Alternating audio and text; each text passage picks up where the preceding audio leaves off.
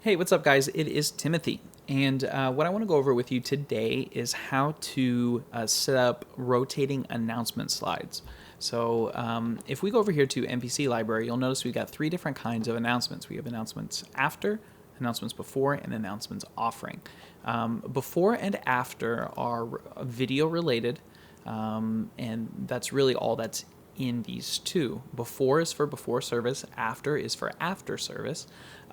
If we look at before, what we get is an announcement video, and then we have four videos that play, and they're about a minute each, and they just simply say service will begin shortly. The reason why they're videos and not graphics is because they have an animation that plays with the service will begin shortly section of this video. It kind of fades in and fades out. The text does. So this is your before, and then we have after, which has a exit video. So like a thank you for joining us here at MPC. And then we've got just a simple video here that has an animation kind of in the video. Then it plays our standard announcements. Thank you for joining us again, and then it goes back and repeats here. So both of these are video related. Offering, though, is slide or graphic related. So let me take all those out.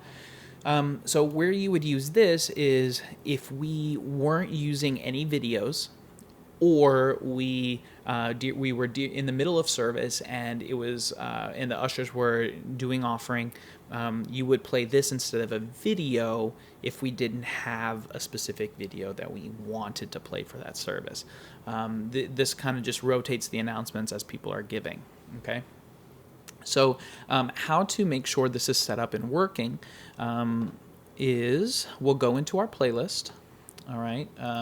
One thing you'll notice a lot of times when you add announcements offering, or you add some of these things from your playlist, sometimes like the announcements, sometimes they'll indicate that with the green target symbol, sometimes they won't. And if it's an announcement presentation, you want that to show or indicate green, because what that is doing is it's saying that this specific presentation is a announcement presentation, and so it will override or it will layer on top of whatever was last shown. So it won't change your look. It won't take away. It doesn't take away what was just on the screen. It just sits on top of it. Okay, so I'll show you kind of an example of that.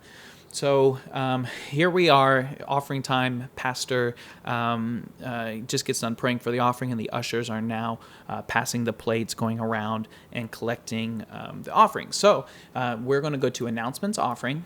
What we want to make sure, we have that green indicator on. So real quick, let's go ahead and do that. So we've got that. Great. Let's go ahead and make sure we have our announcements set up here. So we'll take all these different graphics here, and we'll just add a whole bunch of them. Okay, cool. So we've got all these graphics. All right, so let's go back a little bit. So say we're in the middle of worship, right? And we get done with a song. So pastor gets up, it's time for announcements. He's going through them, he's giving different announcements. Then he prays for the offering, and it's time for our rotating graphics. Okay, the ushers are now collecting